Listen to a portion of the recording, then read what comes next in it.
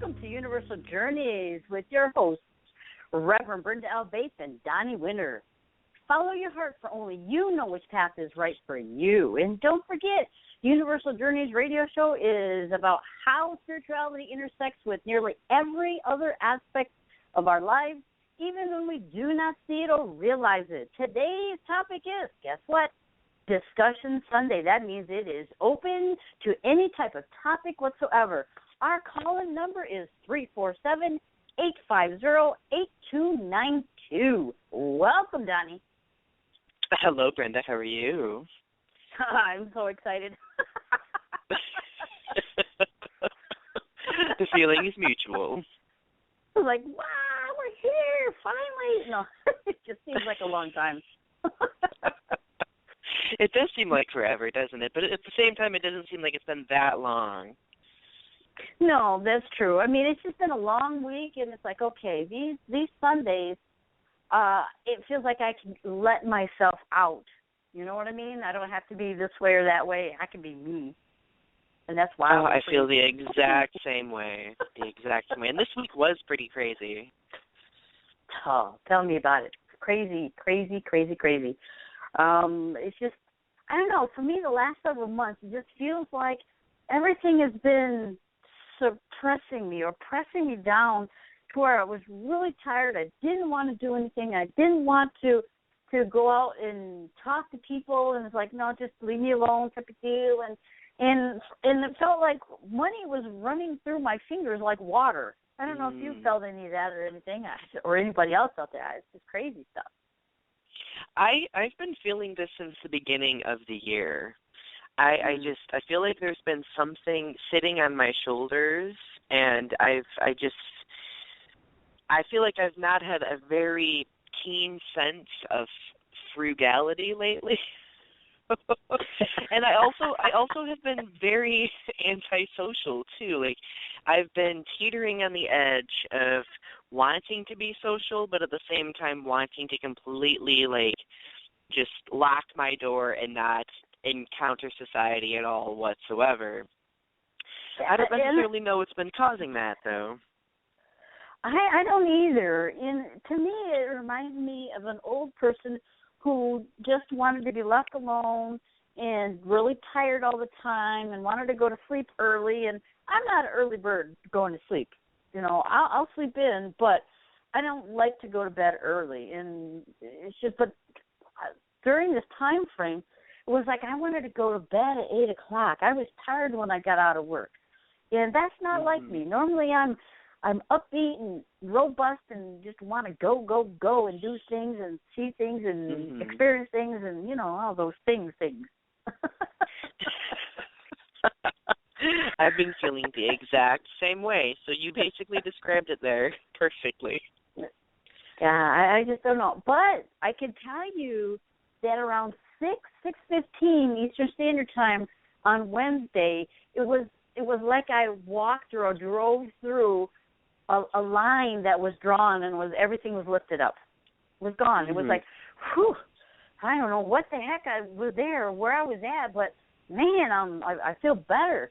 And at the same time, I've also heard some of my friends say that they're feeling the opposite. They're feeling the way I did. And now I'm up when they were up before. Now they're down, and you know, I mean, it's like, what the heck? Something has been off kilter. I know, like normally I know we talked about this the other day. Whenever I go out and I deal with people, I have to raise this kind of protective bubble around me because, I mean, I think it's good for a person to raise some sort of, you know, personal, you know, shield. That way they can filter out any unnecessary energy or negativity that's, you know, out there in the ether of everything. And lately I've had to thicken mine a lot, and I don't know why. Like, I feel like something is penetrating the bubble more so than it usually does. So I've been forced to like thicken it and make it more solid, and it's been very overwhelming, and it's been taxing on me because I'm not used to expending that much energy doing that. Right.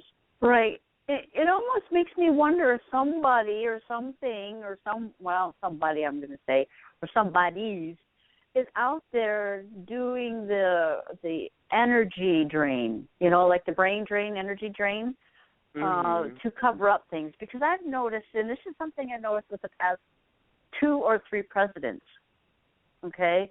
And it seems like when one president, I noticed it more so when President Bush was in, that energy is like a cloud that was over us, suppressing it. It was a darker, denser energy.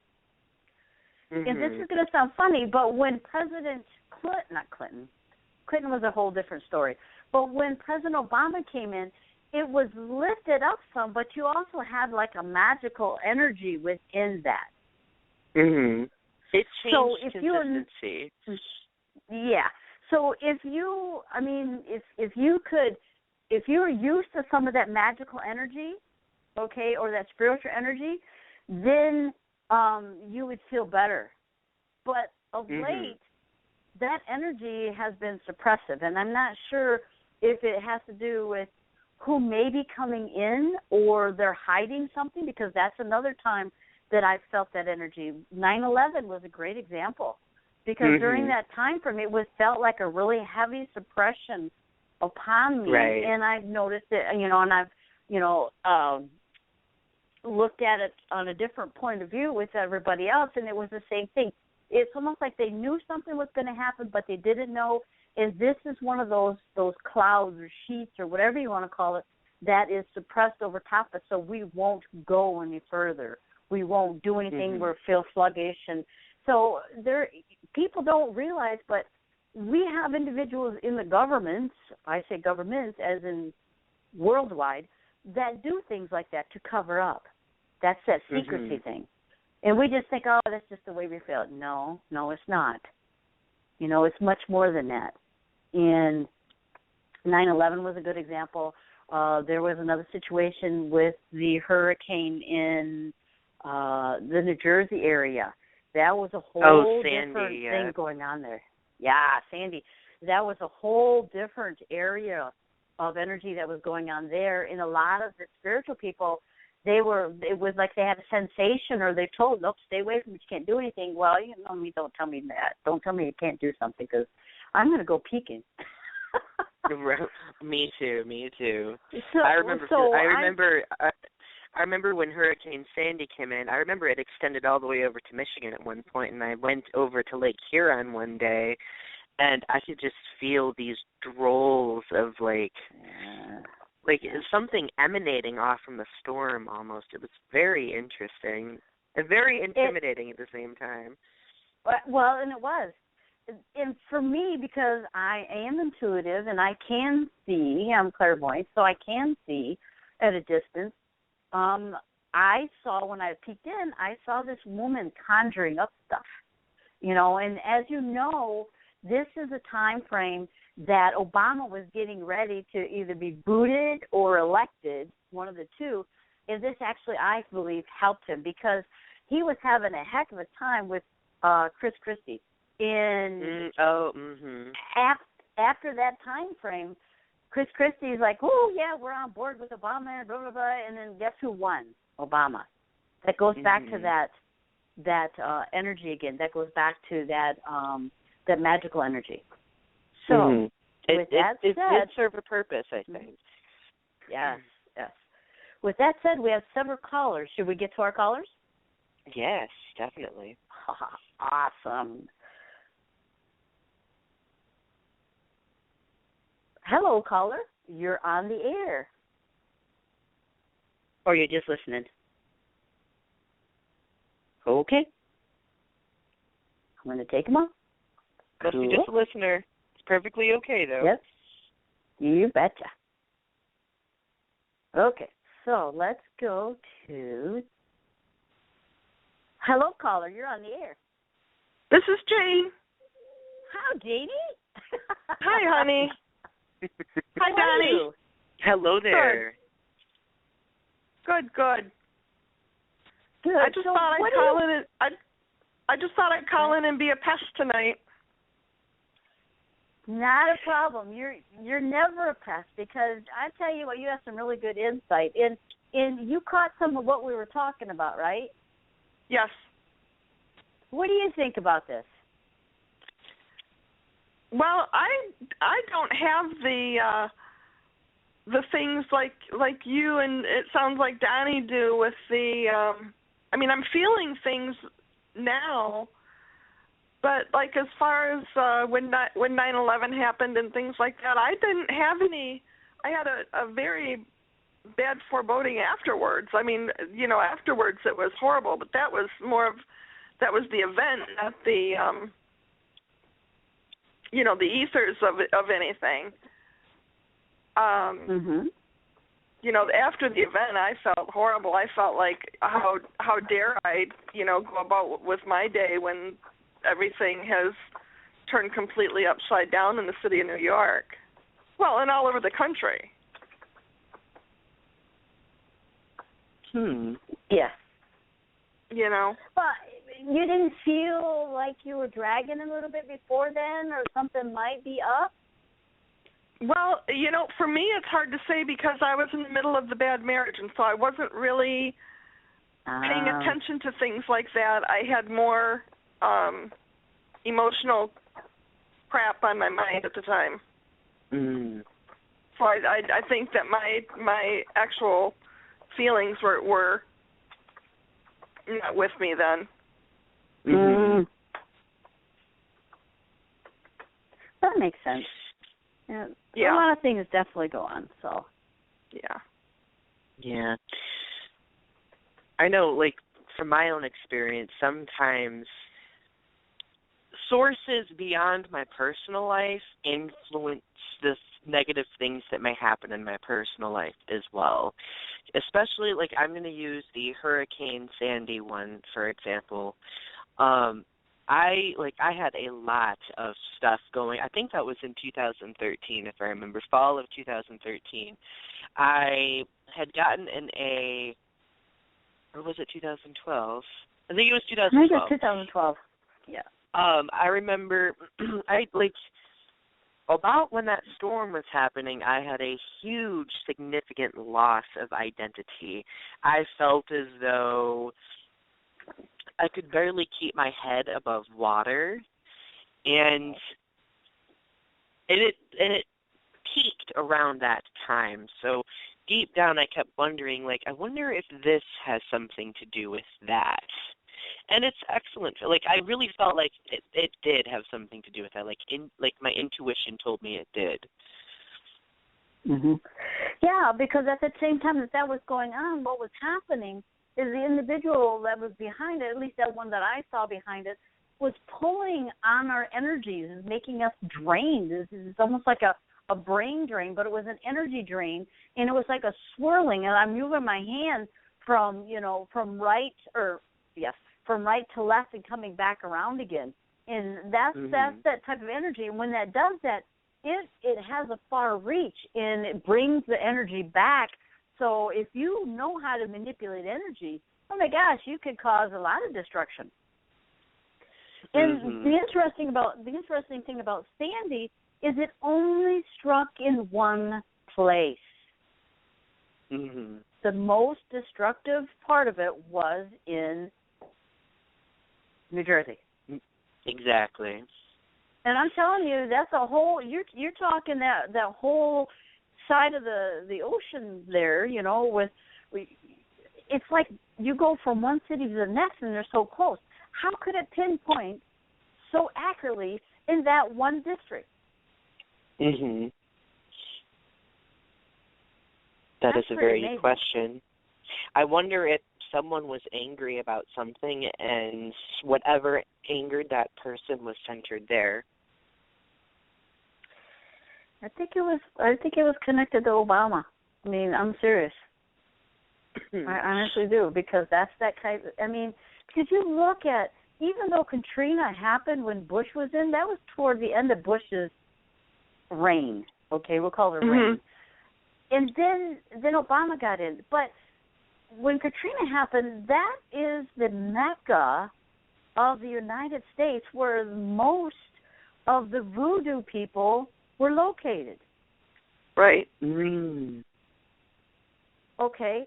I mean, because you have that. They got rid of a lot of voodoo, a lot of that magic practitioners in that particular area. And not long after that, if you go to the next step, then you have what happened in Haiti. That's another mecca of voodoo area with practitioners. Definitely. And that was a destruction area. So you kind of like wiped out all of that magical energy over there, and you put them in such a chaos that they can't think. You know, at least not enough to say, okay, I'm going to stop you from this, this, or this. But it left open Florida, who has voodoo people, practitioners, and New York, who have a lot of voodoo practitioners in.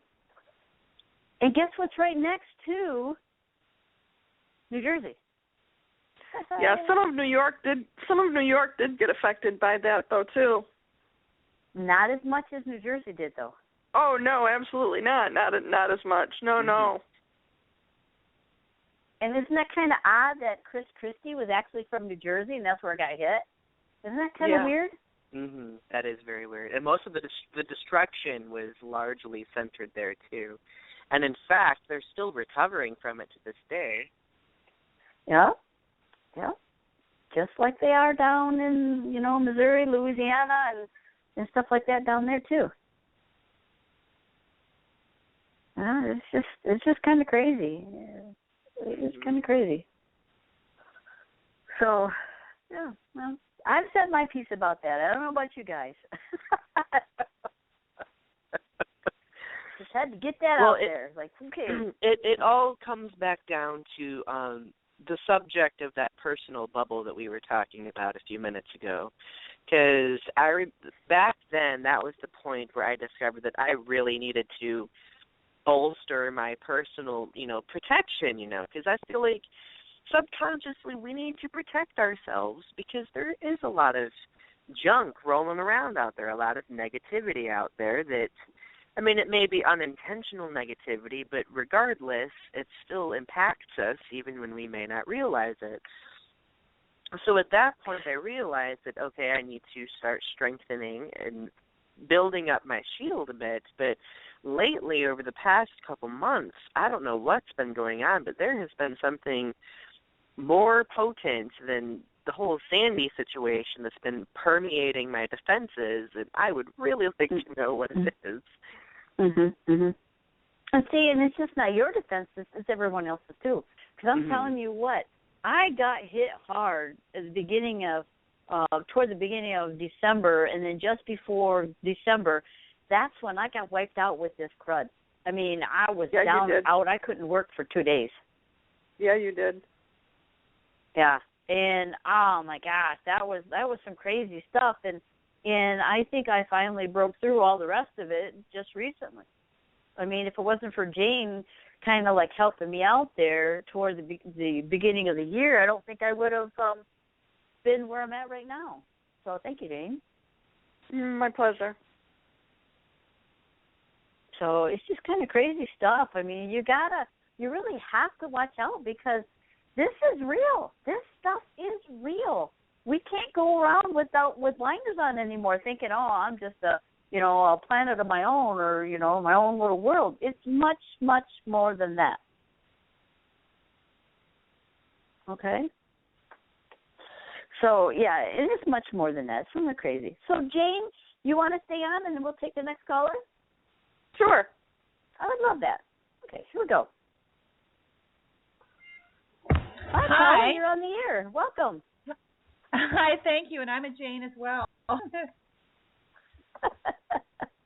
Yes, you are Jane. Yeah. This is my first time calling into your show. Okay. Well, welcome. Welcome. Yeah, thank you. And I'm really not interested in Obama. I'm in Canada, so that's all kind of wasted on me. I understand. Trust me. When I tune into that, I'm like, ooh, that's not good stuff. There, you're playing on a different playing field than normal, and yeah. So I'm not for anybody. I'm just like, okay, I'm the observer back here. I'm on the fence. Like, okay, I can go either way here. So, Jane, again, welcome to the show. Do you have any questions for us? I just was really, I'm wrestling with a decision, and I don't know if you can help me with that. Sure. Let's try. Well, I've decided to write a book, and I'm working on that, and an opportunity has come up to go to a retreat, and I don't know if that's the best place for me to invest the money. I know I need some help to complete my book, but I'm not sure if that's the right step for me at this point. Why do you think you need help to complete it? With the outline, doing the outline, and I have never written a book. It's not really my vocation, writing, but I need some help just to have some order with it. What's the genre of your book, Jane? It's a self-help book. Okay. For people that are overwhelmed. Do you mind if Donnie and Brenda, do you mind if I keep going? Go right ahead. This is right up your alley, Jane. Go for the gusto, man. Okay. That's perfect. This is my feelings with this, Jane, is that you know what you want to say. Nobody can say it like you. You don't need, I mean, this is how I feel about this. I don't think you need help with this. I think that there's something holding you back, more of a I'm afraid type of thing holding you back. I'm afraid I'm not going to do it right holding you back, that you think that you need some help. But I really don't think you do. Well, I wrote a whole bunch of stuff. I probably wrote like 50,000 words or something, and I know it's junk. It doesn't flow properly. I lost. It's like a big pile of words, and I just was having trouble to figure it out. I need somebody to help me. I work better when I can talk it out, kind of thing. And I'm not getting there. So I was like, if I can't get there, if I find somebody to help me with it, like, I'm open to that, right? You know, you found somebody who's written a self-help book named Jane, and just happens to know exactly what you're talking about. So maybe you and I can touch base and. Have you written books? Are you published? Yes. That's too funny, and your name's Jane. Yes. That is very interesting. You wouldn't believe. Your name is Jane, so you probably don't meet too many other Janes. I don't. And you know what? Recently, I have listened to Janes on stage. I've met other Janes. They've come into my orbit to offer me services and everything. It's been hilarious. Yep. I probably ran into 10 Janes. Oh, my goodness. Yep. That's hilarious. Well, Brenda, that's too funny. Is there some way that we can get Jane's, or I can get Jane's information, or? Actually, I'll tell you what I can do is if you two want to chat, I'm going to put you both in the chat right here so you can talk back and forth while Donnie and I continue with the show. Okay. Does that sound cool? Okay, is this the chat on the... Nope, right. You just stay right where you're at, and I'll connect you both, okay? Thank you. Okay, you're welcome. Here you go. Okay.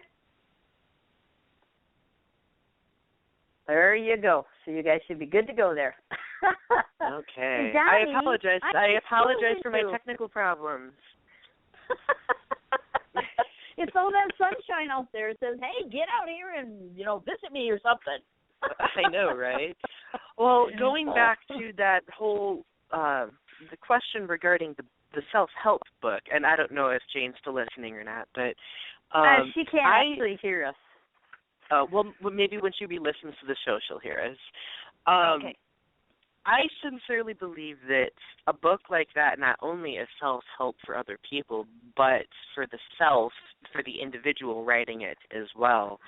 And I think coming to terms and realizing that is a very large step that must be taken first. Mhm. I as a totally writer, I've agree gone through with that many times. I've gone through that so many times as a writer. Well, and see, and once we get going with the books and stuff like that, I know that I've written things down for the one that I'm going to write or am in writing since quite a long time now.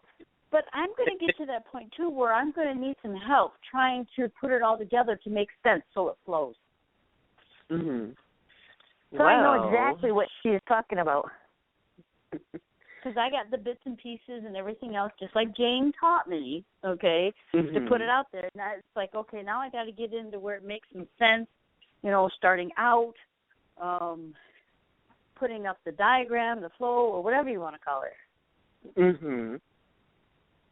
So the first and most important thing to do is just getting your thoughts on paper. Organization and structuring comes during the revision and editing processes.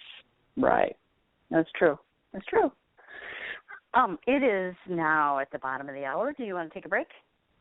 Yes, let's take a short break. Okay, guys, we are going to be back in about 4.5 minutes or so. And welcome back to Universal Journeys. Oh, yeah, we kind of lost it there. Oh, Brenda, that was funny, you trying to do that without laughing. I couldn't help it. Oh, that was funny.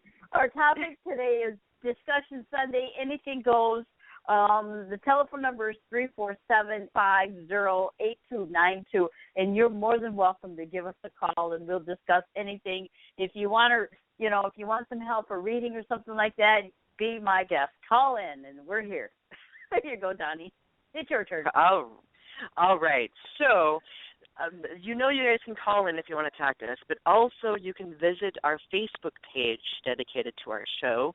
If you go to Facebook, or if you go up to the URL bar and type in facebook.com/universaljourneys111, you'll come to our Facebook page. Just click like on it. We post a bunch of different things regarding spirituality. We post a lot of uplifting and enlightening memes, and overall, I mean, it's another outlet for discussion, and not only that, but it also bolsters our listening base. So if you want to click like on it and share it, that would be totally awesome. Okay, Brenda, back to you. Absolutely. I want to put a little plug in here for Mystical Awakenings Radio. The Mystical Awakenings Radio is our avenue to be here. So if it wasn't for them, we wouldn't be here.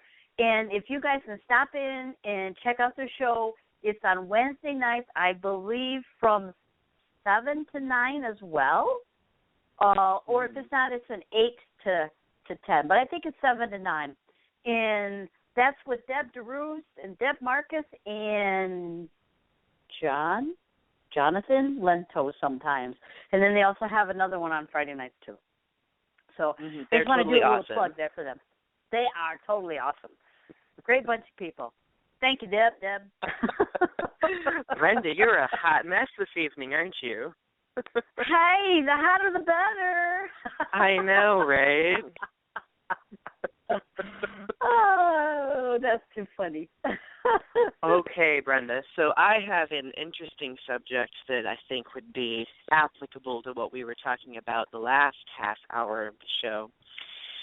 So earlier we mentioned the fact that there are different things, different energies out there that impact us, and there are individuals who create these energies, correct?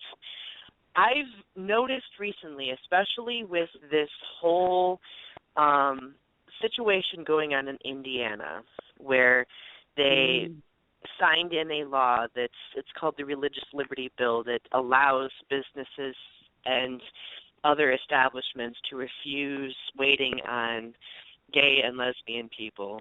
And also I just learned that Virginia is passing a similar bill. There is a shift going on, and it concerns me. I can see this shift happening. And I wanted to know how you felt about it. Well, this is interesting because I talked to someone again tonight about that, or this afternoon about that, and she explained a little bit more of what happened in Indiana. And there was these two gay guys that went into the what do we want to call it, a bakery, okay? Now you can correct me if I'm wrong. This is just what I was told.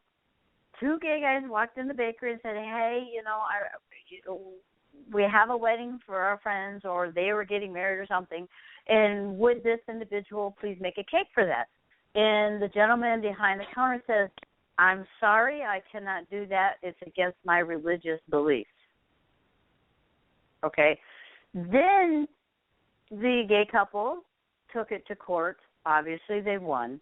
And now they've gone to one step further with making the law, passing this law with this deal. For me, I could see both sides. Okay. But that is their establishment. And if that's their belief system, who are we to stop that? So you have a lot of stuff going on behind the scenes there. Would that stop anybody else from coming in there and maybe being gay and not purchasing things? Yeah, that's a detriment that they go for. Right. Now, if they would have went in and asked for a cup of coffee or a cupcake or a donut or something like that, there probably wouldn't have been an issue whatsoever. Right. Okay, but because of this particular type of situation, then they're like, okay, I can't do this because this is morally wrong for me and my religion. And if you go one step further, you have Muslims and others like them that do not eat pork. Okay, and the Jewish people have to have kosher meat. So that kind of goes along with that if you look at it, that aspect. Right. I think it's something that's going to gradually change over time, though, since same-sex marriage is becoming more accepted than it used to be. See, my concern, it's a battle now.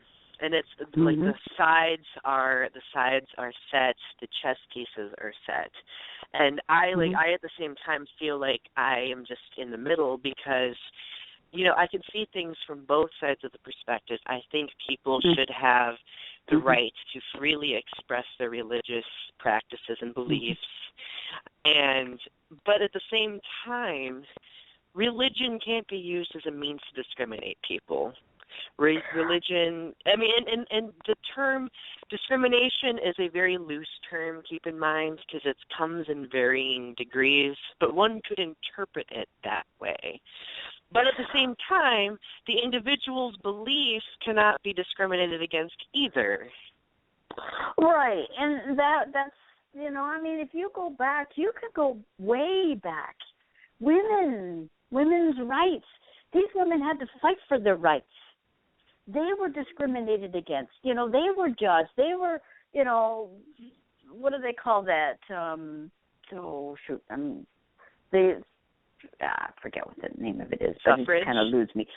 No, they were like third world, people or something, that didn't have very many rights, didn't have any more rights than a horse, basically. Then you have the blacks who had to fight that. Okay? So the women won their rights, and now we're equal, at least in this country. And then you have the blacks that came up, and they couldn't sit. They had to sit in the back of the bus because, now they can sit anywhere they want to. Okay? So I think this is another one of those evolutionary things that's happening so people so they'll be accepted. And, you know, again, Right. you have the women's rights that now they're accepted. You have the blacks that don't have to sit in the back of the bus anymore, you know, because they're accepted. Now it's the gays that are coming forth. And, you know, you have the Native Americans that kind of fit in there as well. So, I mean, so this is all a part of the evolutionary changing process. Yes, you're going to go backwards, but you're also going to go forward, too. Right, exactly.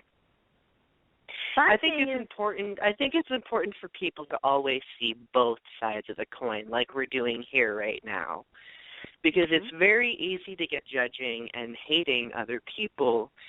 But deep within myself, though, I have to take this into consideration, though, because I'm a gay rights activist, and I know I would have a lot of gay people hating me if I flat out said that, oh, well, you know, the religious individuals are right. Deep down, I don't think it's right socially at all. Religiously, that's their choice, though. But I have to say one more thing with that. Does the Bible not say for Christians not to judge? This is what they're doing. Exactly. Not to put a pun in here, but amen to that. Oh, right, amen to that. Okay. That could be a gay pun or a religious pun, depending on how you look at it. It could. But again, you know, if we're going to follow the golden rule, and if we're going to say, okay, this is my religious belief type of deal, then why are you judging? Why are you going against what the Bible says? Do not judge. Right. I know we're human, but why are you judging? They're human. Exactly. They believe just like the rest of us. They would get up there and fight for your life if you needed them to do so. So, I mean, and you got to look at all of this. Right. I completely agree with you. It frustrates me, like, that various religions pick and choose certain things out of their texts that they want to focus on. Like for example, the whole "thou shalt not lie with another male, for it is an abomination." I mean, that could be interpreted in many different ways, but at the same time in the Bible it says to not eat pork, to not eat certain sea creatures, but people do still. Then nobody really focuses on that at all. People aren't supposed to be wearing two different forms of cloth. There's a lot of things. You know, it's a change. It changes. And the more people become aware, the more they become spiritual, they will realize that this is not right. Although I have to say that in the spiritual, you know, society or metaphysics or new age stuff, you still have people who are like, oh, I'm not going to do that. And I'm thinking the same thing is like, okay, you know, you're supposed to be enlightened, but yet you're still doing this? Come on. How enlightened are you really? Exactly. If you could see my hand gestures, you would be like, oh, yeah, she's funny. Oh, no, Brenda's serious, isn't she? That's right. My hands are going. See, I've Christian, but a lot of my family is, and a lot of my dear friends are, and I have the utmost respect and reverence for their beliefs. And I feel like that should be reciprocated, you know, on all ends of the, you know, spectrum. I mean, I know that's very difficult for a lot of people to do because sometimes that acceptance entails conflicting with their own beliefs, but at the same time, I feel like acceptance demonstrates enlightenment, you know? I can see that. I mean, yeah. And that is the goal of most religions, is to reach some form of enlightenment, and some form of enlightenment. Well, but then you have to fall back, too, on the fact that everyone will get there in their own time, their own divine time. You know, so that's what makes us all unique is We have our own time frame. Some of us like say, "Yeah, go here, get going," type of deal. You know, can't you see what I see? No, you can't. I can't see what you see sometimes. So, but we just have to be patient. Right, and I suppose that's the aspect that keeps me in the middle, looking at both ends of the spectrum, because I know that acceptance comes in its own time based on individuals in question. We can already see that more and more people are starting to accept the fact that my love is no different than anybody else's. It's the same. No. I have the same human capacity to care for another person that any other person does. I agree. It doesn't matter who you love. I'm telling you, when the heart says that this is who you're supposed to be with, what are you to tell your heart no? Mhm. You can't help who you fall in love with. And, I say that lightly because there are some aspects when there is a definite line that's drawn, especially when it comes to pedophilia. No. No. Yeah, okay? There are definitely lines to draw. Yeah, there's no. And I understand that way back when that we used to, marry 13-year-olds and stuff like that, or where you have people that are overseas and they marry 9-year-olds. It's like, no, I don't think that's good. I agree with you. Yeah, but then again, you do have those cultures that you have to really look at.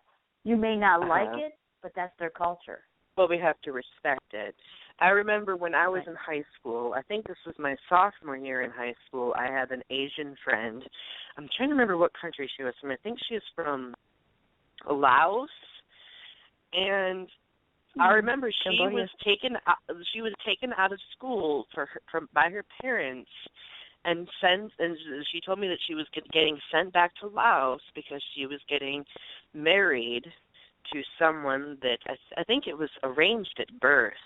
If I remember, this has been like 10 years ago, so it's difficult to remember. But and she seemed perfectly okay with it, like she wasn't upset. But everyone around her they were like, "Oh my gosh, what? Like you're being removed from school to marry and everyone was like so upset over it. But it was her way. That's what she grew up anticipating, and that's indigenous to her culture.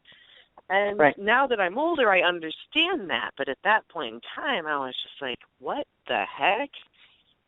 Yep, because it's different than ours. It definitely is different than ours. So it was like, who are we to say? And then and that's go back to that judging thing. And who are we to say that's wrong? That's their culture. Precisely. We need to understand. So we have another caller here. I'm going to call him in or her in. So let's do that. All right. Hi, caller. You're on the air. Oh, hi. Is it me? Yes. Hello. This is you. Welcome. I'm just listening. I don't have a question. Okay. Let me put you back on so you can listen, okay? Okay. Awesome. Thanks. You're welcome. Thank you. So, and the different cultures. This is something we have to try to understand because that's the way they were. If you go back many years ago, when we first started here, in the horse and wagon and the wagon train going across the United States and stuff like that, guys were marrying girls at age 13 and younger. We are no different than people over in the Arab states that do this, or any other country. Okay? They're just a little bit behind us with that, but is it really necessary for them to be where we're at? Right, but in all actuality, is it behind us? Like, can we examine that in a linear fashion to the extent of thinking that we are more advanced than they are? Perhaps, according to their own culture, that is their own form of advancement. I mean, let's take a look at the Amish people, for example. Like, they live, I mean, in the same vicinities as we do, but they still manage to live happy, productive lives without, in some instances, without electricity, without excessive technology. But we don't, like, who are we to judge them by saying that they are less sophisticated or advanced than we are, you know? And I think that could be, I mean, I remember we talked about this in a show a couple weeks ago where we were talking about Native American cultures. And the fact of the matter is we can't apply our own linear idea of cultural progression to other cultures that don't share that same idea, because that's subjugating them to unfair conclusions and judgments, you know? Right. I totally agree. So the best thing that we can do is to try to understand. And what keeps us from understanding is fear. Fear of what? I'm not sure, except for maybe of being, indoctrinated in their way of thinking and changing.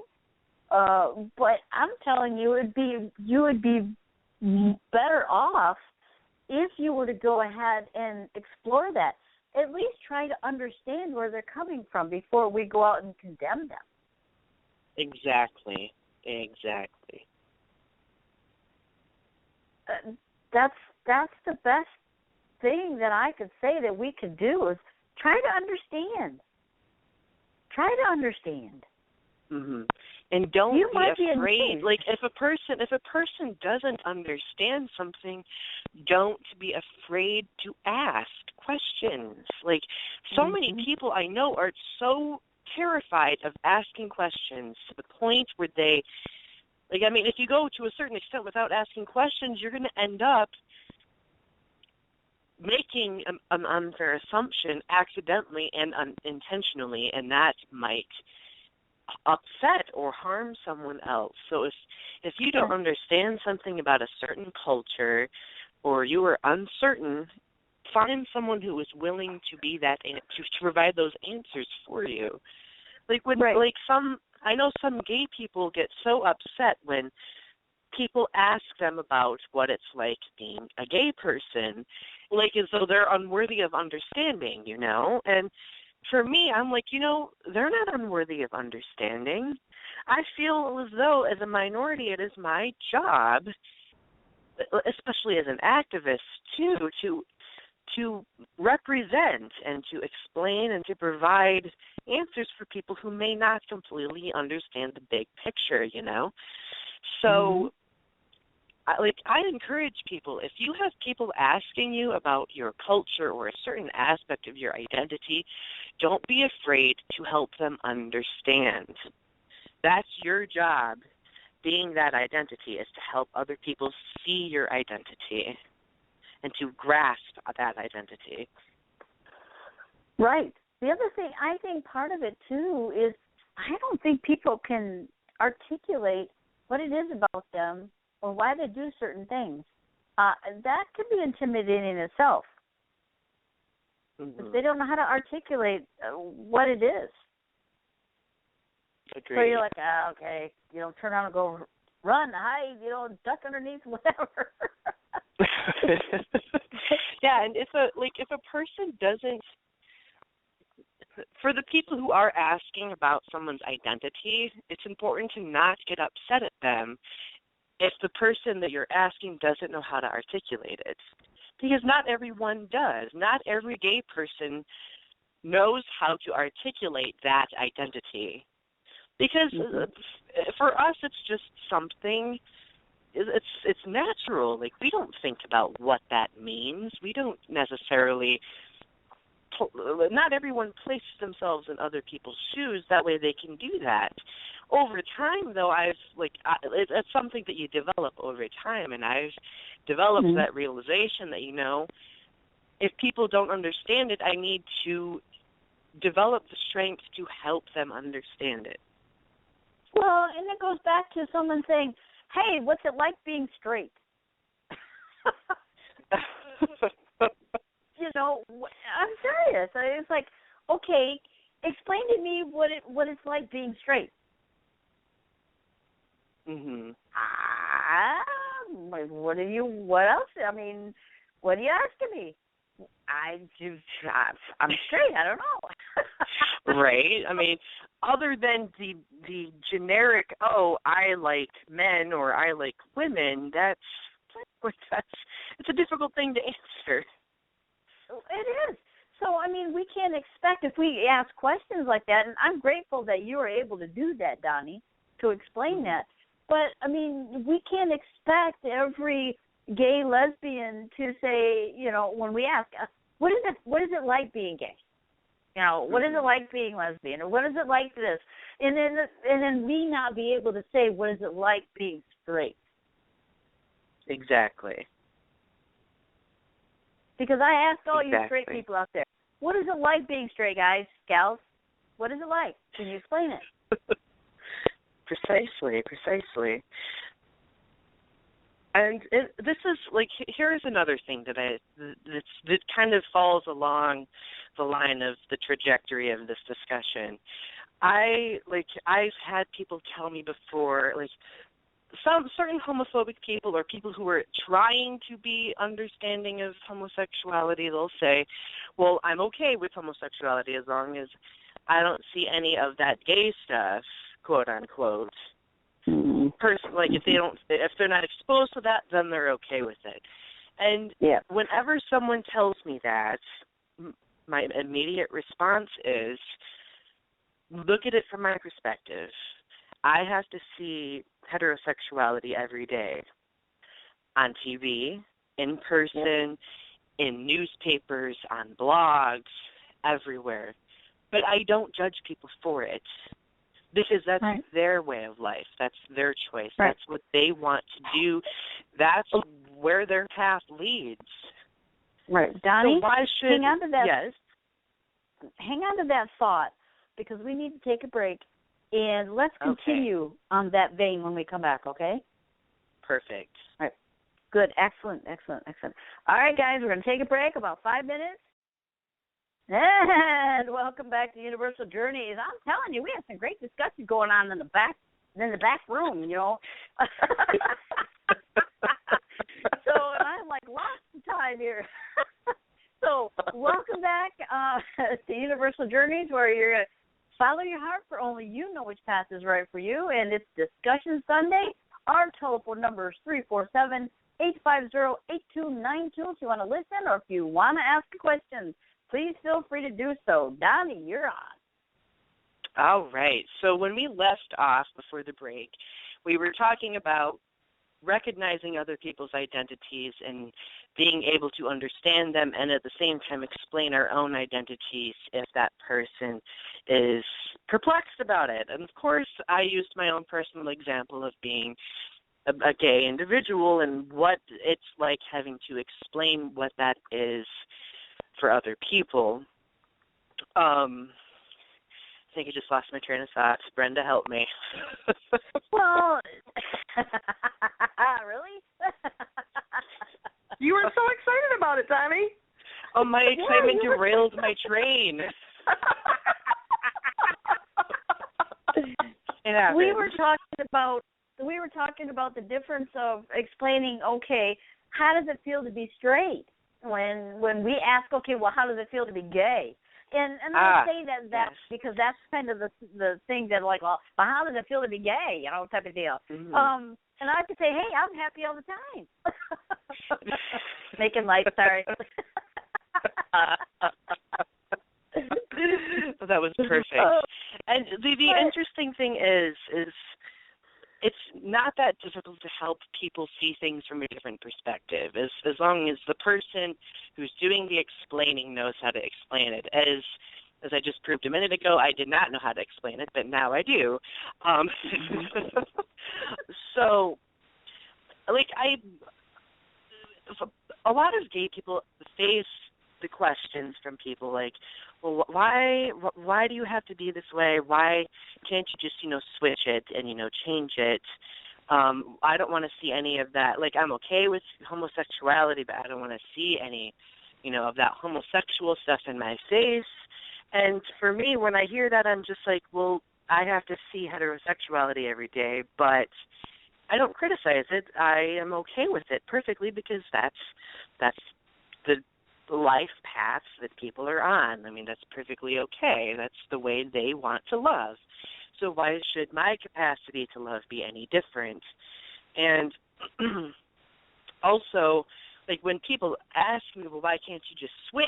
Like, why can't you just change it? You live in a world where heterosexuality is quote-unquote normal.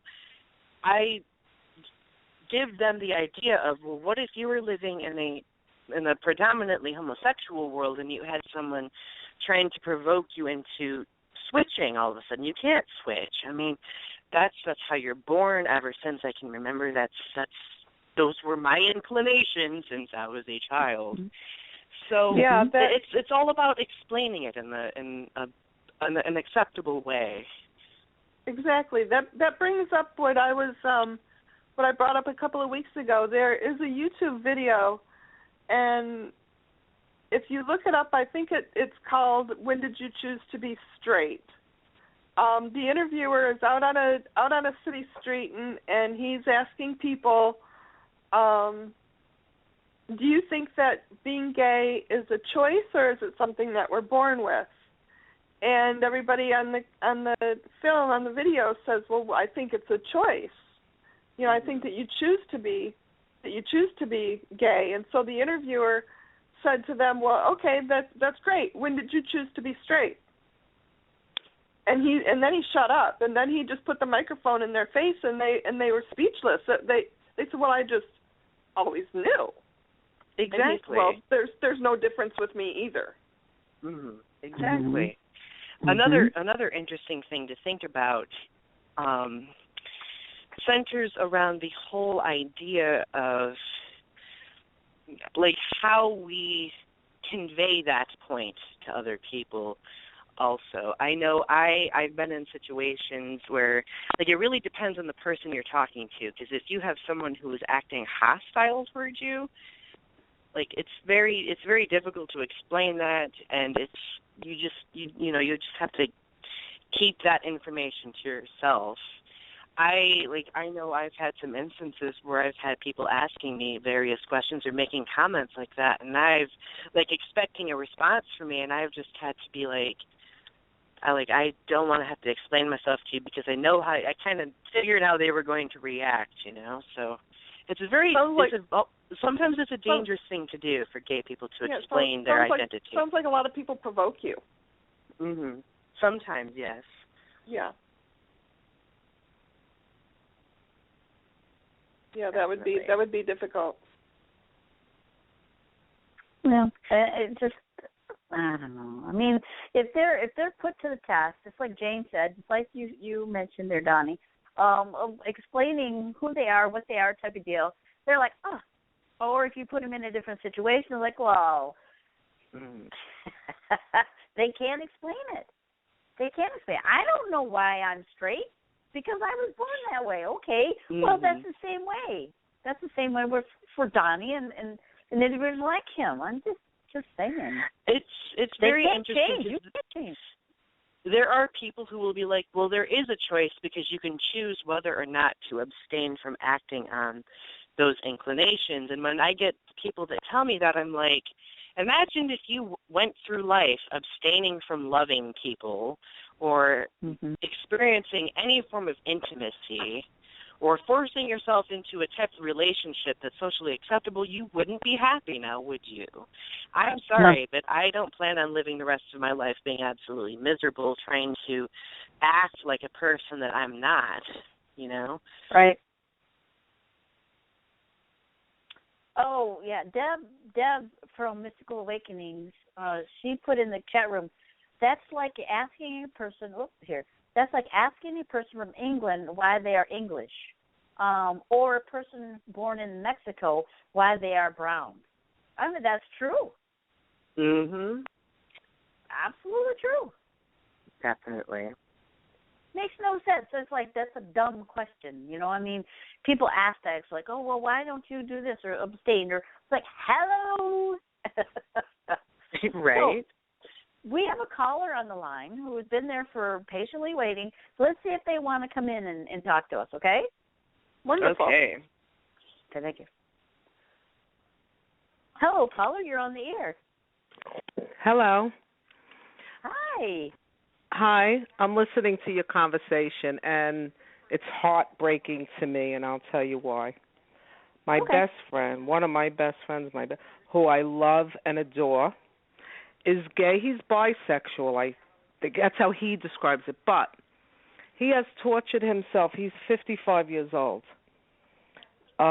Is it right? Is it wrong? Is it a sin? Am I going to hell? Does society accept me? What if I commit? He did live with a man for 17 years. If I commit to a man, am I going to want a woman? If I commit to a woman, am I going to want a man? And many times I told him, commitment is commitment. That means whoever you commit to, too bad what you want. You committed to a person. Mm-hmm. And getting to know him, I'm close with him about 8 years. I adore him. And seeing that pain, which I have told him many times, the thing that hurt me the most was to think he would think that he didn't have a right to God, who made him, you know, to religion. That broke my heart. Yep. And now he is, because he was always very spiritual, and that was a big part of his dilemma. The other part was the attraction to men and women. So to me, that's a commitment issue, nothing else. But he's still struggling with this, and it breaks my heart. And I say, what is wrong with people? In other words, God made us. He knows what we are, who we are, how we are, when we are, where we are. It's no surprise to him. And like I always tell my friend, and who cares about sexuality? I mean, it's one subject. But I had heard once somebody say, if God chose who's in heaven by what we did, by our actions, good, bad, or indifferent. I'm not saying gay is being bad. I don't feel that. That's a whole other category. But nobody would be there if we would judge them, right? Right. And so it's just heartbreaking, you know, to listen to any discussion of the sort because of my friend, and I know what he goes through. And he says, you know, Mindy, which is my name, by the way, Mindy, hello. Nice to meet you. Hello. Nice to meet you all. Sometimes he says society, and I know they're still judging, and, you know, he puts on a baseball cap. He's not feminine at all. And it's just, I don't even get it, truthfully. My mind boggles. You know, yeah, and I'm coming from my side, and I say my side as a minister, you know, I don't care what those other ministers out there say. God made you. God loves you no matter what. And don't let anybody take that away from you. That's my thing. I don't care if you're black, white, red, purple, green, yellow. You know, I don't care. Well, the truth is we really don't even know what's going on over here. Like, I had a near-death experience. I went on the other side. We're all energy. We're all spirit. We're not this. Anyway. That's right. We're not this. For me, we come here to experience things. And most people, a lot of the New Age people say, we come here to experience for God. No, I don't believe that. We come here to experience for us. Does God turn our souls? Yeah, he does. But that's not the main thing. We come here to develop ourselves even more so we can return back to that divine source. That's what they told me. You know, they said I was here to fill my soul. That's it. That's it. With love and all goodness. Yes. Yes. So it's like, I'm with you. I'm with you, Mindy. I don't like it when these guys out here say, you can't be this, you can't be that, and shame on you for loving someone else. I had to stop going to the church. I mean, I did every religion there is already. I was born Jewish, but I grew up in an institution for child abuse, whatever. But I did New Age in my 20s to 30s because I felt like New Age is I'm in control of everything. Then I did Christianity. God's in control of it. Neither one worked, okay? When I had the near death, which had nothing to do with either one, I learned that I'm in partnership. And it's me and God. Very good. I learned a lot on the other side, but came back, because when you do New Age or you do Christianity, whatever, you could be influenced to start listening. I mean, they're so convinced of what they're saying. Yeah. I can't be influenced anymore because I heard, I saw. I can only be influenced on what happened to me personally. Because and all that went away. Yep. All the and organized that's your stuff. Experience. Yep. That's your experience. That's just like I know when we leave the body, we don't die. We go on. Our spirit goes on. Our energy goes instantly. On. And, and it's like I've experienced that with a loved one. I still feel him, as I felt him before he passed away in 2010. I still feel him. He's still alive. He still gets upset at things over on the other side that's happening there or the people that he is watching on this side. Okay, there's and just really is so no much side more. because they're here. Yeah. I mean, we truly are spirit and energy. We come here to learn. This is school. I couldn't totally get it. I thought it was a cliche, those kind of words, when I was younger. But it is the truth. I'm not saying they're the right words. It's hard to find the right words. But we are here to learn and to grow. And what they told me on the other side was, your life will go in the direction of your thoughts. Because I'm 53 years old. My life has been horrible. I mean, things that you can't imagine. No more. They told me how it works. And I was filled with fear and resentment, and they explained how God would not attach to that, and that it really was up to me what I placed my thoughts on. And, when I came back, there was a lot more to it, but when I came back, I used to put a line down the middle, because when I was up there, they kind of did this, and good thoughts on one side, bad on the other. Now, many times when I got to figure out if something's right or wrong, I'll do that quickly in my mind. So the word judgment, I mean, it has a bad connotation. You probably would put it in the bad side of the line, but really it doesn't have to be. We twist it. Discernment is a better way of saying it. Discerning is, you know what I mean? There's always a better way to do everything. But this judgment that's going on and who says what about what, they didn't tell me that was a good thing on the other side. They never said organized religion was the way, although it has some benefits. It could be loving, whatever. But I think we distorted everything. I thought like astrology I couldn't understand it really, or numerology. Now I do believe that there is a real purpose of it. It's just that we only touch a drop of it here. It's much bigger. We can't grasp it all. We grasp bits and pieces. But there is a lot going on there, let me tell you. And they're not, even though my soul went up, I felt it rising and rising. But it's thin, like as thick as a piece of skin is where they are. They're right here, right now. Right here, right now. I agree. And I think if we want to feel accepted by God and spirituality, we have to claim it, whoever we are, for ourselves, not for anyone else. I for love ourselves. that. I love that. That is perfect. I love that. I love that because you are so spot on, Mindy. You're so spot on. I love it. Well, they told me. So I know now. Believe me, I wasn't spot on, even though I tried everything. I just didn't get it. Well, they really gave me the answers. Yeah, you have to try everything. You have to try everything in order to know. In order to I know, really but that's know heartbreaking the truth. to see, too, because I was banging my head against the wall until I had that. So now when I see other people struggling, what if they don't get a near death? Do they get over that, hump or whatever? I instantly changed.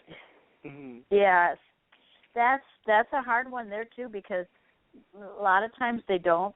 They don't understand. If they lose a loved one, maybe they'll get it then, but even then it's an iffy thing.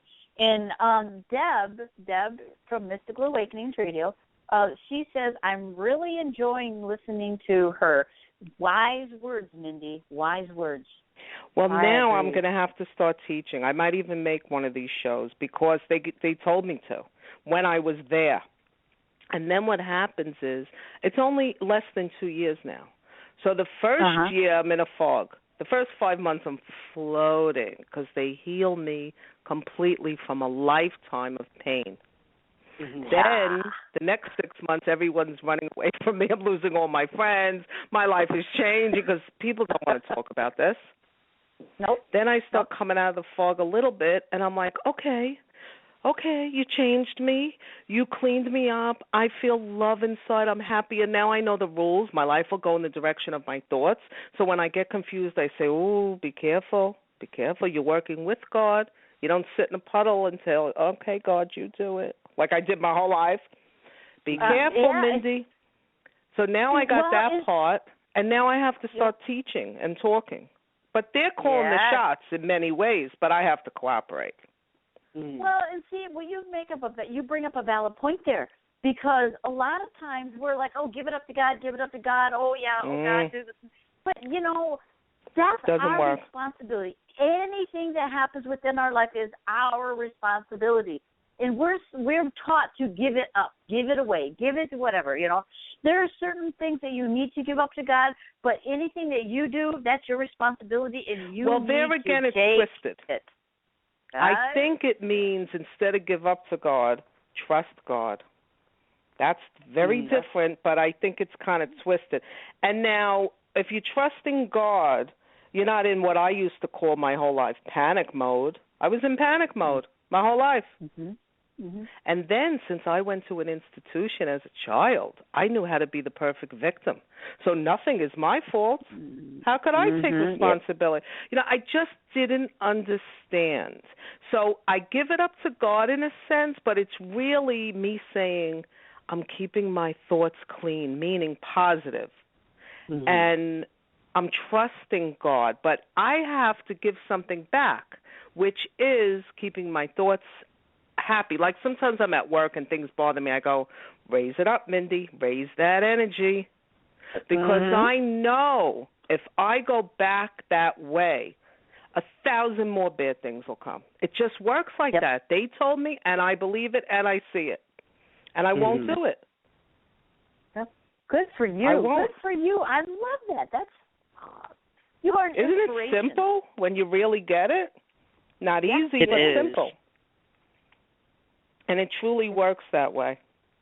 And I'm still learning, and they're still giving me information. They gave me something very interesting a few weeks ago. When I say they, I don't know, spirit, and they download it. Like, right, all of a sudden I just know it. They told me how the so-called law of attraction, and words don't fit right, but I'll use all words. These are, earthly words, how it works or why it doesn't work. And what they told me was the thought has to match with a positive emotion, has to match with a positive action.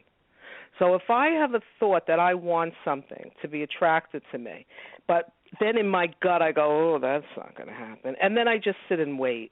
And then I go, how come God doesn't like me? This is what I did my whole life. Doesn't work. I have to have the thought of what I want. Then when it hits my gut, I got to, oh, no, I'm staying positive. I'm believing it. Right or wrong, I'm believing it. Then my action has to follow suit in whatever direction I have to. Then he joins in. Now it works. But no law of attraction group ever told me that. That was put into my brain a couple of weeks ago. I was like, oh, okay, thank you. Like, you're still telling me things? Because I'm not an expert. It's not even 2 years. Like, I don't know how does this work. When you come back, they keep talking. But it's true, and I'm living it day to day. And I just wanted to help people. They'll always be talking to you, Mindy. Oh, for God? The rest of your life, they'll be talking to you like that. You'll be always learning. Yeah. But he told me to tell people. When I was on the other side, at the end of it, which I thought was so weird, he said, go back and tell people. Now I saw two faces floating, eye to eye, looking at each other. So I never wanted to tell anyone. I never told anyone on the phone. Lately I told a few people, but in the beginning, I thought that's what he meant. And I would only tell people, I would call someone, something happened to me, but I can't tell you. I have to meet with you, right? And I still feel that. That's the best scenario. But they made sure they told me to go back and tell. They want everyone to know how it works. It's not a secret. Yeah. And I probably heard this a million times, but I couldn't grasp it. I couldn't own it. I certainly didn't live it. Maybe I thought I was, but no. Well, and see, and that's the thing is a lot of times people have to go through things like you've gone through to get that information so they can talk to you. Yeah. So they can say, okay, this is the way it is. These are some tools we're going to give you, and we want you to go back and we want you to teach. We want you to talk to people. We want you to. That's why I'm here. Mhm. That's why I'm here. And that's true. I tried to stop doing my spiritual work. I tried to stop being on the radio, on the internet radio, for a good, I would say maybe 6, 7, 8 months, okay? And during that time frame, I left my spiritual side to go to do other things, and I missed it. I felt yucky, and it's like, and this is me. This is that passion coming out. That's why when people come in and they go and talk to us here, and they go on the chat room and they say, we love your energy. We love, your and Donnie's energy. And the people, it's because this is what we're supposed to do. Mm-hmm. We are in alignment with what we are given from the divine. Exactly. And that's not only a spiritual subject matter. Anything where in alignment is the right thing to do. You know what I mean? Whatever is our individual calling. If we're not doing it, we're going to be uncomfortable. And if we are, we're going to revel in it. So that could be many, many subjects. Of course, we all have, I believe, a spiritual, side or whatever. Like I'm a hairdresser. I love and adore what I do. It's my calling. I can do tarot card readings. I've done them 35 years. It's not my calling. Like my friend, she's doing them till 2 a.m. She's invigorated. I have to. I can't move for 2 days after one reading. Like I have to take a. So it's not my calling. Right. So there's many other things, doctors, lawyers, and to know that something was put in each one of us. It's already there, and to live it. And it could be one or two things. I don't think it's a lot of things, but that's also being in alignment with spirit. And it really doesn't matter what it is as long as it's what you're meant to do. Right. I mean, and all of us go out there at one time or another saying, what am I supposed to do? What am I supposed to do? And God and angels or whomever you guys, whoever you want to call them, they're like knocking at your door. It's like, hey, this is where you're supposed to be. Hey, what's this is the thing you love? That's what you're supposed to do. What makes you feel great? Your exactly. Passion. Your passion. Your passion is the path that you're supposed to be on. Exactly. And most people do know what it is, although they may deny it or push it away or not live it. If they stop to think, and they may think it needs to be bigger or more glamorous or more spiritual or more religious. No. It just needs to be what's flowing and feeling great. I mean, my son, he's a salesperson for T-Mobile. He's 22 years old. He went to this job, that job, this job. He was miserable. He couldn't find himself. He tried college. It looked like this kid is never going to do anything. Now he's like top 3 all the time of the nation, of the store. He's floating. And you would think that's a stupid thing. Wrong. It gives him a sense of purpose. He knows everything about the product. He feels proud. Whatever. I don't care what he does. He's flowing. Finally, it's changing him into what he's meant to be. Wonderful. That's it. It's as simple as that. That's wonderful to hear.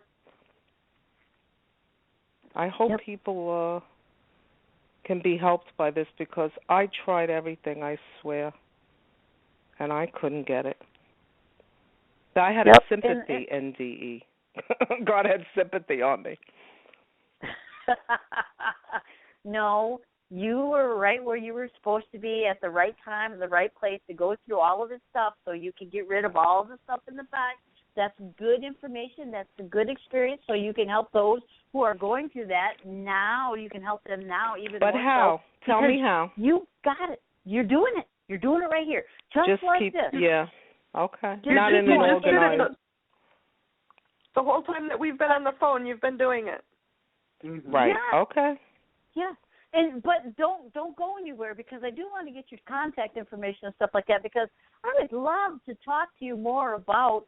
And I'm thinking I agree. that Deb, she's a Mystical Awakenings Radio. This is her station, okay, or their station, and she wants me to get your information. So you never know. You never know. Well, you know what I'm going to do? I'll sign in, and you'll get my name as I'm on Facebook. I'll log in, and it'll come up on your thing.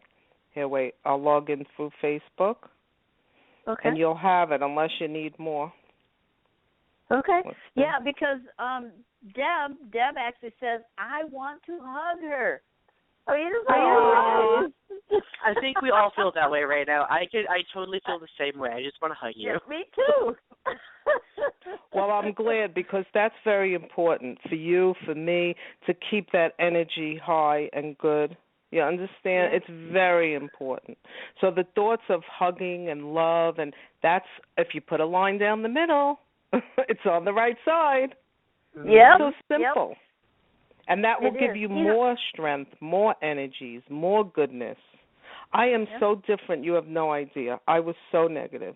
And things are happening, weird, strange, like relatives, because I grew up with no family. I didn't know anybody that I didn't speak to. This was just yesterday. Literally, I'm 53, for almost 50 years.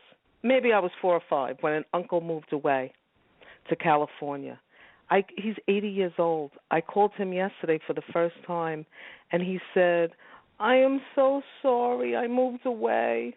I abandoned the family, but I had to save my own. He had a wife and kids. He said, my mother was crazy, but I didn't know anything. You moved away. I was like a baby. He didn't know that me and my sisters went in a home. He didn't know. But my point is, he had a lifetime of guilt about moving away that he needed to relieve himself at 80 years old. Yeah. That phone call was for him. But to me, it was magical. I didn't know anyone cared. For 50 years, you felt bad? Yeah. And I said, that's not necessary. You know, I'm fine, we're fine, whatever. But this man needed to say that. That's from the other side. You know what I mean? That's not typical. Yep. And there's just more. There's more. Like, now I'm cooperative, I guess, or I don't know what. But everything is very different. Yep. Now, Deb says that she would love to bring you on the Mystical Awakening. Well, you see too. that I logged in? Mindy Speranza? Yes, Mindy. So you could come anytime to Facebook and tell me anything. You know, inbox me if you want. Okay. So I'll come on. I'm just writing this down here. And, you know, I mean, because we haven't had anybody with an NDE, okay? We haven't. And this, with you could just, I mean, we could have a whole show on this. Absolutely. I'd love to have that. Well, it's more about the teachings. I'll explain the whole thing that happened, but really it's about the teachings. That's what can help others. You know, I was going to write a book. I can't do it. Like, I'm not meant to do it. Maybe to do it, somebody would have to do it for me, put it that way. I can't write. But it would only be a way to do speaking. That's what I want to do. That's what they told me. Tell people. Sure. So I do want to start. I haven't done it at all. Like, I'm not doing it now. I sort of am, but I'm talking to you. That's how I feel, you know. That's a start. Right. Yeah. It is a start. It's a beginning. Yep, you open the door. And you've opened the door. Well, I have a question. Mindy, what made you decide to come on the show, and where did you see the show at? So that I'm new to this Blog Talk Radio, so I was kind of just looking through. I saw Universal Journeys Radio, your thing, and I turned it on. But when I heard that discussion, like I said, it was heartbreaking to me. That's what made me call. Wow. Well, we're that's very amazing. glad you you did. followed. Yeah, you followed your divine guidance to go here tonight, to be here. Yeah. Right there. You followed it, and this is awesome. I also have Deb says here is, Mindy, you don't have the option on your Facebook for people to add you as a friend. You know what's weird? Some people tell me that, but not everyone. So I will add you. How's that? Because some people can just right away friend request me. Mm-hmm. Right. Mindy, this is Donnie. What I'm going to do is I'm going to send you a message and just look in your other folder in your inbox, and you should be able to find me that way. Okay. Yeah. I'll do that. So what are you on every Sunday night? Mm-hmm. Every We're Sunday on night every from Sunday 7 night. to 9. Thanks, Jane. That's a good time for me. I'm sorry, Brenda. Oh, No, 7 you're to 9. fine. That was great. And where are you? I'm in Michigan. Jane's in Mm-hmm. Michigan. Donnie is in Missouri. Mm-hmm. Those are all cold places, right? Yeah, Very cold. Where Where are you at, Mindy? I'm in New York. I don't Yeah, like that's a cold place. too. I know. That's why I'm saying that. I don't like it. Yeah, I don't like it either, but hey, we're where we're supposed to be at this particular given time. You're right. That's right. You're right. But I'm not going to make the best of it for too much longer.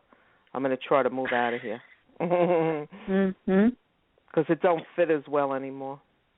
And so what do? You do readings or you just talk? What is your show? Well, we have different Sundays. We have different shows. This happened to be a fifth Sunday that doesn't happen very often because most times Sundays the month only has 4 Sundays. So this was, I just come up with the Gushin Sunday. The first Sunday of each month, we have what is called Do You Want to Know a Secret? This would be perfect for that show. And then the second 2 Sundays, the second Sunday, Donnie, is? The second Sunday, I talk about creativity and how it intersects with our spirituality. And on the Sunday after that, we have one called the Cornucopia of Identity, where we talk about the different identities we associate with, and we kind of interweave social issues into it at the same time. Very interesting. And then on the last Sunday is Anything Goes, and that's where we normally do readings. Like tonight, we could do a reading tonight. It's just whatever happens within this time frame or that comes up, we just do it. And Deb says that they have readings on Wednesday nights and Mystical Awakenings Radio from 7 to 9. Yep. So. Okay. And what kind of readings you do? Tarot? I don't. I'm tuned into energy, the energy around the body. That's. Your voice. I tune in your voice. I just do that. Donnie is Can you good read at doing me? that too. Oh yeah, I can read you. Read me. I can as well. Yep. Let's You see what have you have an amazing energy around you. If I could describe your aura, it is like way out there, okay? And it's bright. It's like a bright yellowish whitish color, which is that transformation color, because it's associated with Saturn. Saturn has that energy. It's a transformation that you go into that. And I'm telling you what, you have some awesome things, and you're stepping into them just like you're supposed to. There is no holding you back. The only one holding you back in any given time is you, and you already know that. Yes. Correct. And I'm thinking about moving. Wait, Donnie, you want to talk first? I don't want to lead you. Well, I was just going to say when we first started talking, I could see eyes being uncovered, and I think those are the eyes of the people that you are going to be bringing awareness to throughout the rest of your life. So I think you are definitely on the right track, and you are going in a very positive direction. It's amazing. It is amazing. It's amazing to me more than anyone, trust me. Well, Mindy, the other thing, too, is, I don't know if you thought about this, but you will have a contract for healing, too, being a healer. You mean a spiritual contract? Yeah, spiritual contract to be a healer to many people. I know, and I will do that. Okay. Even, I know what you're saying. You're saying emotionally as well as physically? Emotionally as well as physically. Yeah. Mm-hmm. I know, because I was doing a woman's hair the other day, and she said, my knee hurts. Before I know it, I have my hands on her knee. You know, and I wasn't like this. I may have thought of it or told her, go to so-and-so down the block, but I just couldn't help it. So you're right. Yep. No, this is you. This is you. Yeah. I'll do whatever they want of me at this point. And that is a beautiful freedom. Mm-hmm. Yes, and that's what they want. And you're doing it. You're the epitome of everybody else. You're like, it's like this epiphany. Well, because I went you're doing it. If everyone goes there, then they can be the epitome. You know, I don't take any credit, because the minute before I went, I was done with life. And not that I committed suicide, but emotionally I had decided that I was going to coast. I was going to shut down, because my life was so hard. And I'll tell you that night, I guess, the story. But I didn't do anything except end up on the other side and receive information and got healed. So I don't feel it's anything of me. The only part of me is that I am being obedient to what I learned, and I'll share what I've learned with others. But other than that, I very often cringe at the thought, which I won't even let myself cringe anymore, truthfully. But what if I didn't get that? Then I'd still be miserable. You know, I lived in fear. That was my only emotion. Mm-hmm. Yep. So I don't take any credit, you know, for anything except following the rules.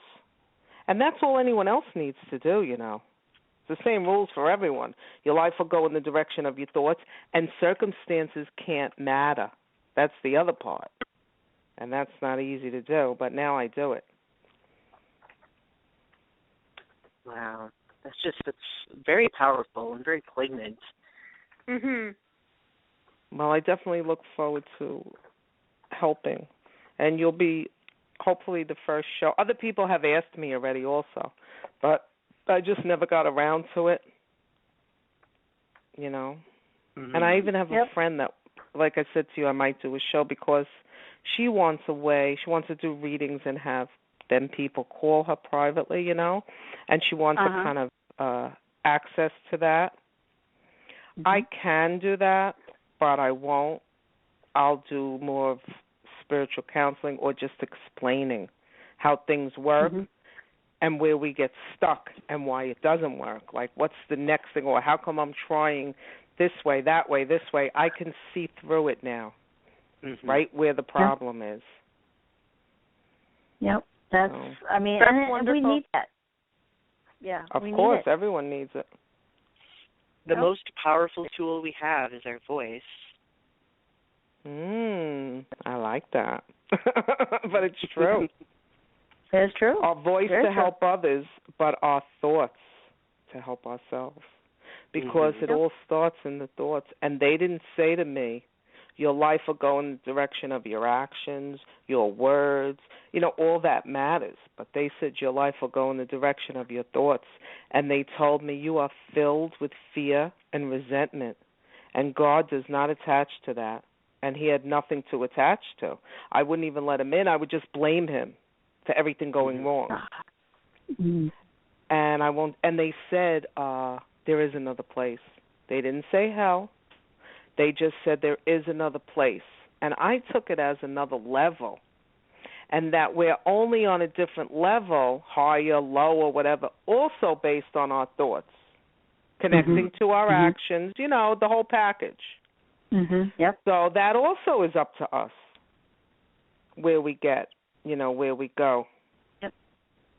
And it's not that we're going to go to hell. Like, in other words, if we're innocent, I wasn't going to go to hell. I was living in hell anyway, but I might have been in a level with more confused people or more detached. And I believe you get another chance. You come back, you go back, and I also believe that you're learning even on the other side. Mm-hmm. And I also believe it's all for our good.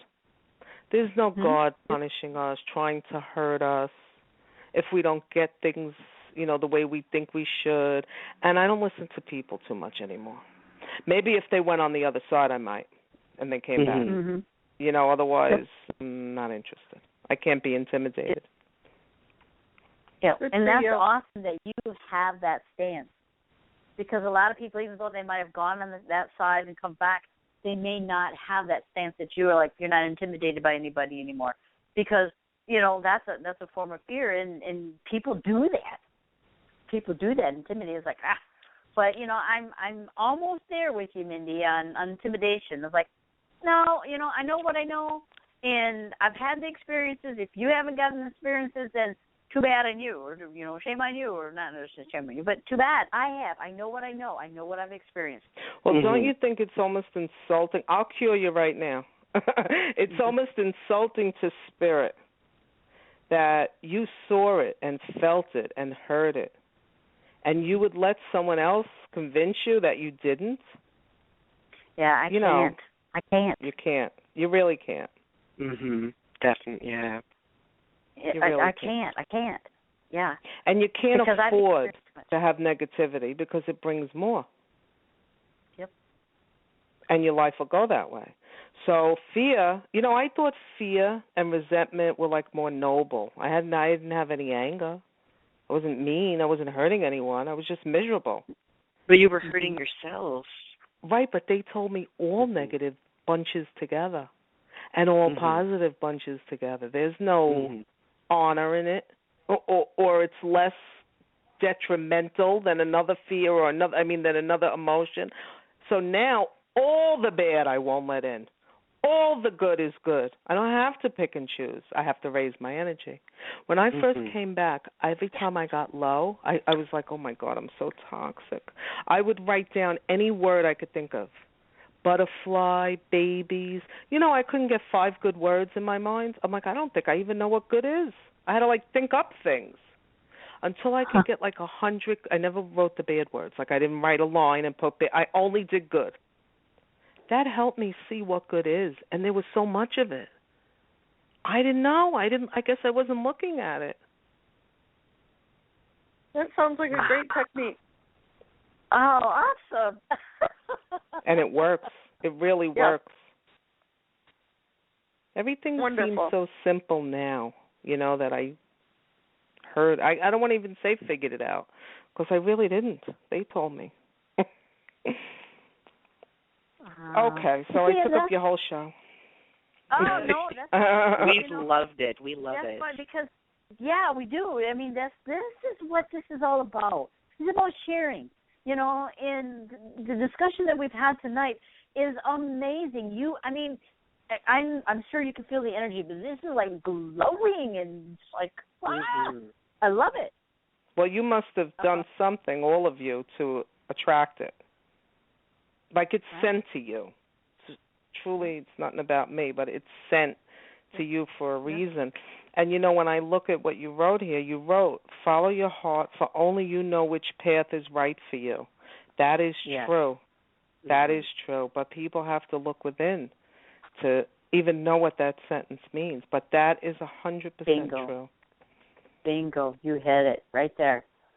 I've always believed that. You have to follow your own heart, because if you don't follow your own heart, guess what? You're going to follow somebody else's dreams, and it's not going to be yours, and you're going to be miserable. Oh, what a loss if we do that, because it was already put in us. What's meant for us is already in there. And if we don't if we discard that, but, I think a lot of people don't know, or they don't understand we probably should raise our kids, or our friends tell it. Like, everybody should be told this.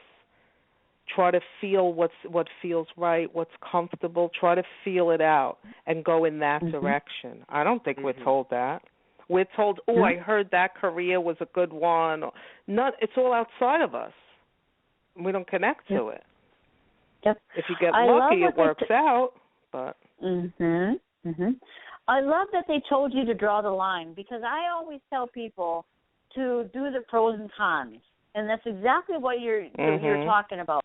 Here's the pros, here's the cons. Which outweighs which? Right. Well, they didn't tell me to draw a line. Let me tell you what happened. When they healed me and explained to me, and there's still more, which I'll tell you that night, but I got it, what they told me, that my soul was empty to a certain point, because it doesn't fill with negative. It only fills with positive. And I only had negative, so rather than filled with negative, it was just lacking positive. I'll explain it more that night. Anyway, I got it immediately, and I said, but how will I know? What if I go back and do it again? And they said, you will know by the word. And they put my attention to, it looked like a silver molding in the sky. And on one side was negative, bad words on the left, and on the right was good words. And they were coming up out of the sky, and the molding looked like it was alive, like it had a little bit of sparks to it, very subtle. And millions, hundreds, thousands, I don't know, words, all bad words on one side, good on the other. And they said words have energy, and your life will go in the direction of your thoughts. Beautiful. And that's how I knew. Beautiful. Because I thought I'm going to come back, and if I'm responsible, I'm going to do it again. How will I not do it? And it was right, because I haven't done it. And like I said in the beginning, when I was trying to monitor that, I saw how toxic my thoughts were. And I had to work on it for a long time. But at least I knew what to do. I didn't know what to do before. And I would just keep them on because they said all good thoughts are good, all bad thoughts are bad. So I just kept my mind on anything I could think of that was good. I would say colors, sunshine, anything, because I couldn't even think of good things. Puppy, any word I could get in my head that would get out the bad. And it worked. And then things start changing. And sometimes it takes a little time to catch up. Like the negativity, and I understood that also somehow. I knew that it would take me a little time, because my life is kind of still the same externally. Internally, it's totally different. But externally, I have the same job. I'm in the same house. I'm alone with 2 kids. The same. But I feel externally things changing a lot, and about to change a lot. And I understand that it does take a little time. So it's almost 2 years now, and it's speeding up now. Like, I want to move. I was going to wait another year. I feel like I'm not going to. I'm going to go sooner. Nope, you're not. Relatives, not only that elderly man, not my uncle, but a cousin that I also didn't see since I'm 4, who called and said, I always remembered you and thought about you, and I love you, and I want you in my life. I'm like, what? One was from my mother's side, one from my father's side, neither of which I grew up with. And I know where it's all coming from, but now finally the external is changing. So I just want to say that, because if people try it and they think it's not working, you got to do it for a while, because we have some catching up to do. Yeah, and it's true. And with that said, good advice. We are coming to the end of our show. And okay.